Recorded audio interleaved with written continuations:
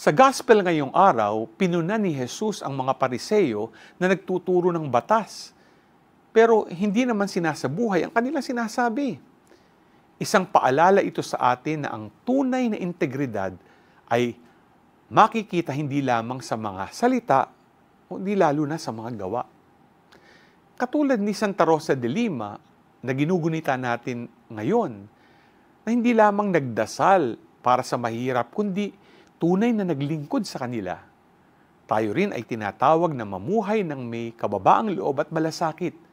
Sa kabila ng kanyang ganda at posisyon sa lipunan, pinili niyang lumapit sa mga may sakit at mahihirap, hindi para magpakitang tao, kundi dahil sa wagas na pagmamahal kay Kristo. Sa mundo ngayon na puno ng pagpapanggap at pagpapakitang tao, mas nangangailangan tayo ng mga taong may pusong totoo. Ipakita ang iyong pananampalataya sa pamamagitan ng isang tahimik na gawa ng kabutihan na walang inaasahang kapalit. G ka ba?